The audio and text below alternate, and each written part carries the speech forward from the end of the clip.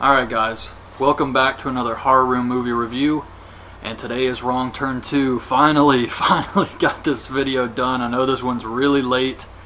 I had some problems watching the movie, but I finally got to finish it tonight. I should have Wrong Turn 3 up very soon. It'll probably be my next video actually. But yeah, this movie I really liked. I've seen this one before, and I've only seen the first two, so I definitely am looking forward to the rest of the series to see where they go with it. But I think 2 is pretty good for a direct-to-DVD movie. It's got some good gore, it's got a lot of action, and I thought Henry Rollins did a great job as the crazy Marine guy. So this one's definitely one to check out. It's just a fun movie. But it came out in 2007, only had $4 million but made $9 million. But we're back with the direct-to-DVD releases now, so I mean, you can't really expect a lot. But that being said, I thought they did a good job with what they had. And there's actually a guy in this movie named Texas Battle. That is his name. It's Jake. His name is Texas Battle. But the movie starts off with Kimbo from American Idol. Kimberly something, I don't know her name. I don't watch American Idol, but she's from that show. And she's driving through West Virginia. She's talking on the phone to her agent. She's on the back roads. She's supposed to be going to this reality show out in the woods somewhere. She's pissed off at him. She loses signal on her phone, and while she's messing with it, trying to fix it, she runs over one of the cannibals. So she stops the car and she gets out to go check on him, and of course he's not dead because these things are freaking indestructible. And he grabs her and he bites her lips off. So she's all dazed and confused, and she turns around and she sees a big cannibal who just cuts her in half with an axe. That would take a tremendous amount of strength to do that, but he cuts her in half, and we see her just fall apart, the old fall to the side thing. And I thought this was a pretty gory scene here, and it wasn't like really bad CGI or anything. So I thought this was pretty awesome. And the cannibals drag her body away and everything. So that's how it starts off. And then we see Del Murphy, Henry Rollins. And he's the host of this reality show, which looks boring as crap. This show, nobody would watch this reality show. It's terrible. It's a doomsday reality show where they're stuck out in the woods, and it's supposed to be like the apocalypse. They get these, well, I'll get into that in a minute, but he's hosting the show, and we see the tapes of the contestants. Nina the goth chick, Jonesy the skateboarder, Jake the jock, Alina the diva, and Amber the army girl. And since Kimbo no-shows, they ask the producer, Mara, to replace Kimbo, and she reluctantly agrees because her boyfriend is M, the director. That's the cast of characters. So Henry Rollins has them split up to search for food as part of the game, and they have these radiation cards, the radiation elimination. And there are these survival challenges scattered all around the woods, and when they trip one of these things, it's like an alarm goes off. And then they have to do whatever this card says to complete the challenge. And they're doing these challenges next to a river, out in the woods, in the middle of nowhere, and there is nobody supervising this. No medics, no nothing. You know how when you watch a reality show, like MTV's The Challenge, for example, and they're doing a challenge over water, and you see those guys in scuba suits, just in case some shit goes wrong? None of that here. So it's really hard to suspend disbelief for this made-up game, but I don't know. It looked like a really, really boring show too. Most of the time they're just looking around the woods doing nothing. So they take all their cell phones to the RV, and Jonesy tells Amber that he won't let any of the pig-screwing hillbillies mess with her. And Henry Rollins says that he's never screwed a pig, and he grew up 2 counties from here. And the only reason I think that's worth mentioning is because it shows that he knows the woods. So he's not just out there like the rest of them. One of the tech guys gets scalped by a cannibal while taking a piss. And I found out later that this cannibal who scalped him was actually Three Finger from the first movie. Sawtooth and, what was the other guy's name? Sawtooth, Three Finger, and One Eye. So stupid. The other two didn't make it, but Three Finger does make an appearance in this movie. So Dale goes to set up some more survival challenges around the woods, and he sees his four-wheeler has an arrow stuck in the tire. And the cannibal starts shooting arrows at him. He throws a knife at one of them, but this doesn't even faze the cannibal. And another one shows up and just knocks him out.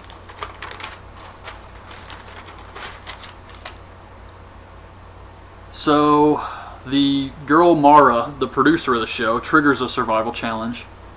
And she's got to run to the river, climb over this log, get this flag, and it's got like a device in it where she's got to stick the card in before time runs out. That's part of the challenge. So being the producer, she knows where everything is, and she makes it there, but she falls in the river, makes it out of the river, and this device, she puts the card in, and it's all still working perfectly, even though it just fell in the water. And once again, this was a pretty dangerous game, and nobody's watching. In fact, the only way it's being filmed is they have these little headset cameras on, so everything looks Blair Witch style. The director, is trying to get Jake and Elena to have sex. Jake refuses. He's just trying to get ratings. And let me see. So the director ends up having sex with Elena while one of the cannibals watches from the woods. And this was actually kind of disturbing. And the producer comes up. She doesn't see the cannibal or anything, Mara. And that's her boyfriend, so this bothers her. She's freaking out about this, and her and Nina take off in the woods, and she's upset now. She just wants to go home. It shows Jonesy and Amber find a hunter's camp with barbecue cooking, so they steal the food. And then we see Dale, who's hung upside down by Three Finger. Mara's pissed off about her boyfriend, and she knows she can't get a signal at the RV, so she heads to a nearby cabin. And of course, walks right into this place. They see pictures of the deformed cannibals. And then two cannibals come home, and they watch one of them give birth to a deformed baby. They seriously watch her come home and give birth all in like 3 minutes time. That was a bit of a stretch, I thought. But they were just trying to show that the babies are deformed too, so I guess I understand that. But they get spotted, they try to block them out of the room, and they escape. And as they're running, the father cannibal shows up, and he throws an axe, hits Mara in the head, kills her, and he starts chasing after Nina. And he actually played Jason in Freddy vs. Jason. It's the same guy. He's huge. And he can't find Nina, and the son pulls up in a truck with Mara's body on the hood, and he's chewing on one of her fingers. And Nina sees this, and so she knows that these people are dangerous, they're after him, they're nuts. She's got to get the hell out of here. Dale sees Mara's body brought back to camp. The skinny cannibal, Three Finger, goes to kill him. He's able to get himself free. He stabs the cannibal, and then he shoots him with a shotgun, which I thought was a pretty awesome scene, because the way he shoots him, it's like a first-person shooter. So it shows the barrel of the gun, and it just blows him like all the way into the air. So that was pretty funny, but I thought it was cool. And then we see M leave Elena at the river. One of the cannibals is watching her, and he's masturbating. And his sister comes up, and she gets jealous, so she chases Elena. She runs out of the woods and starts going crazy in a fit of jealous rage over Elena, and she just starts cutting her back. And she actually cuts her back so much you can see Elena's spine, so she kills her off. That was actually a pretty brutal scene. And M returns to the RV, and we see the other cannibal approaching the RV because he took the headset and he's actually wearing it himself now. So he's walking to the RV, and M doesn't notice any of this. The father and another cannibal steal the RV, and they start driving it. And then he gets in the back and he starts choking him and then stabs him with an arrow through the side of the RV.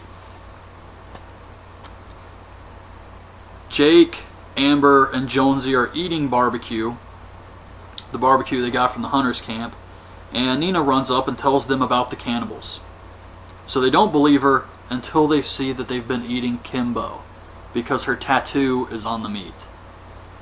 Now, I'm not really sure how they knew this was Kimbo's tattoo. I can't remember if they watched the contestant video or not, but that's how we saw it. And she's got this tattoo, it's like on her upper thigh. But I guess if they watched the video, it's no big deal, but if they didn't, it's like, how the hell did they know that was her tattoo? But anyways, they find out they've been eating her, so they believe Nina's story. They take off through the woods. Nina steps on a nail. Jake fixes it up for her. They find out the RV is gone, so Amber wants to head to an old mill, I guess so they can board up the doors and try to protect themselves from the cannibals. They think that if they go to the road, it's too dangerous, and they see some bear traps, and they know the woods are dangerous. We see Dale, who follows an old man into a cabin, and he pulls a gun on him, and he fixes his wounds while he's there. He doesn't even know the old man has anything to do with the cannibals. I actually think the old man was the gas station employee in the first movie. I'm not sure. I'm not positive about that, but I think it was. And the old man tells him that the chemicals are what messed up the people after him. And Dale asks why he didn't leave, and he says he's got to stay close to his youngins. And then he attacks Dale. Dale ends up sticking some dynamite on his back and blows him up. He says, "Say hello to the missus." Really cheesy line. And of course the gun gets destroyed in the explosion, so now Dale doesn't have a weapon. Or does he? So Jake, Nina, Jonesy, and Amber hear some people in the woods having sex. And it's the cannibals. Jake thinks it's Elena getting raped by the male cannibal, but it's really just his sister wearing Elena's face as a mask, which is pretty disturbing. And they all start fighting with the cannibals. Nina takes off and falls into a hole. But the rest of them are fighting the cannibals. The male cannibal's head hits a rock. And the three of them take off running.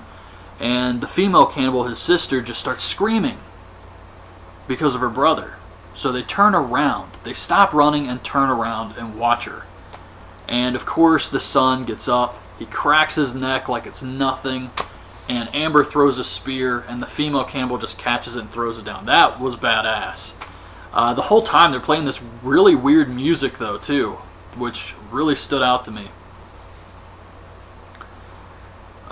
Jake goes back and saves Nina. The female comes after them with a shotgun, so they jump off a waterfall to escape. Dale, we see, is in full badass mode. He's got some arrows he stole from the old man's house, and he's got dynamite strapped to the ends of them. So he's ready to kill all these people.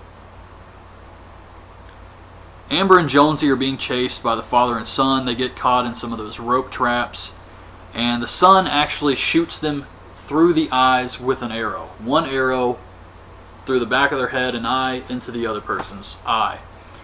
And then he drinks the blood as it's dripping down. And this, I definitely remember this scene. In fact, when I was watching the movie again, I completely called this happening. This stood out in my mind. This stood out in my mind, and the death of Dale stood out in my mind. The way he dies with the chain wrapped around his throat. So Jake and Nina make it to the old mill. They look for a radio to call for help. And they find the body of a little girl in one of the lockers. And they find a shitload of cars from past victims. And they see their RV there. And then they start to hear M calling for help.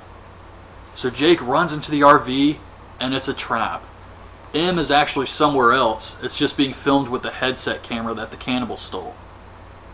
And he sees them cut off M's head. And when he turns around, the father cannibal shows up and knocks him out. We see Nina, who is captured by the twins. And Dale is watching all of this. He's just waiting for his chance to strike. Then we get a dinner scene, just like Texas Chainsaw Massacre, where they're all eating dinner. Jake is hung up, and Nina's strapped to her chair. Her hands are tied with barbed wire. The cannibals don't even speak English. They just grunt and say words. They kind of have some words, like when they're saying grace, the father says amen, kind of. So yeah, they don't even speak English. I'm not sure. I mean, how could they survive? How do they even have electricity? But anyways, they're at the dinner scene, and of course they try to feed her some human and stuff like that, which was pretty disturbing. But the mother cannibal leaves the room, and she actually seemed more depressed than the victims. I don't know, maybe it was just me, but she actually seemed to be really depressed, like hates her life, just being a cannibal. But she disposes of some of the extra body parts in this giant grinder thing in the mill. And they hear Dell accidentally set off a walkie-talkie. So the cannibals go to find this intruder. And Dell shoots one of the twins with an arrow with the dynamite stuck to it. And his sister's trying to get it off. And he blows them both up. So the mother instantly knows something is wrong. Dale sneaks in to save Nina and Jake. He sets her free from the barbed wire and cuts Jake down, and then he gets shot with an arrow. And he turns around, and the father shoots him with another arrow. And then the mother comes in, just super pissed, swinging one of those things that's like a chain with two balls on the end of it. I can't remember what they're called. I think it starts with a B. What the hell is that weapon? Anyway, she throws this. It wraps around his neck, and it's got barbed wire on it. It's cutting his throat, and he's dying, but he dies like a man. It was pretty awesome, actually. So he dies, and the mother cannibal shows the father the shirt of one of the twins. So now they're really pissed off. So they grab Jake, and they try to throw him in the grinder. Nina comes back to help him, and they fight the cannibals off and knock them both into the grinder. So the cannibals are dead. They steal Kimbo's car, and they drive away. And that was it. The last thing we see is the chemicals in the river. And another cannibal, I guess he lives down the road, is filling up a baby bottle with this green liquid. And he's trying to feed it to a baby cannibal, and then he lets the baby suck on a human finger. And this baby looks like an alien. It looks like something out of the movie Alien. And I guess it's just after all these years of inbreeding and chemicals, they've just completely turned into something else entirely. And that was the last thing we saw. So I did enjoy this movie. Like I said, a lot of action. It's got some cheesy stuff. Some really cheesy lines. Not the greatest acting in the world, but it's still a fun action movie.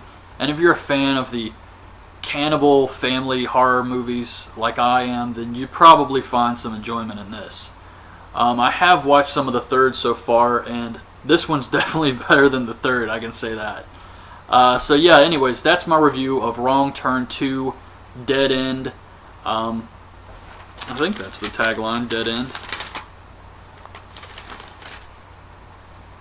Is it Dead End, or I don't know, my notes are all screwed up here, but anyway, that's my review of this movie.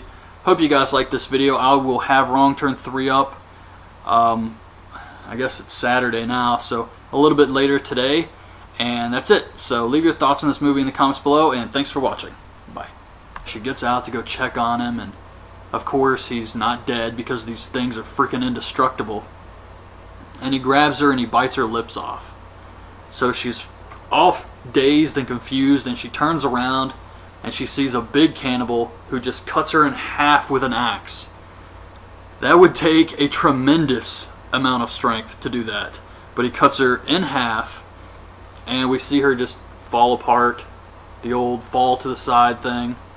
And I thought this was a pretty gory scene here, and it wasn't like really bad CGI or anything. So I thought this was pretty awesome. And the cannibals drag her body away and everything. So that's how it starts off. And then we see Dale Murphy, Henry Rollins, And he's the host of this reality show, which looks boring as crap. This show, nobody would watch this reality show. It's terrible. It's a doomsday reality show where they're stuck out in the woods, and it's supposed to be like the apocalypse. They get these, well, I'll get into that.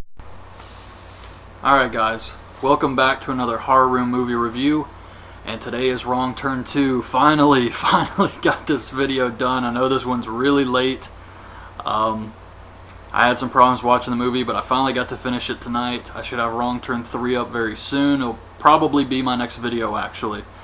But yeah, this movie I really liked. I've seen this one before, and I've only seen the first two, so I definitely am looking forward to the rest of the series to see where they go with it. But I think 2 is pretty good. It's Jake.